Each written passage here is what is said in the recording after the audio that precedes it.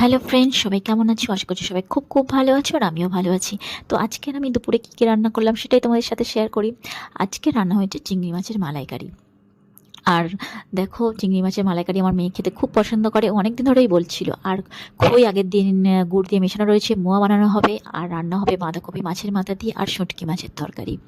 আর দুপুরে খাওয়া দাওয়া সেরে সবাই হচ্ছে ছাদে চলে এসেছি। ছাদে মোয়া বানানো চলছে, আমিও আমার কাজ সেরে ছাদে চলে এসে আমিও কিছুটা মোয়া বানিয়ে নিই। তো সবাই একসাথে মোয়া বানিয়ে নিয়েছি। তো জুঁইও কাজে হাত লাগিয়েছে, জুঁইও অনেকগুলোই মোয়া বানিয়েছে।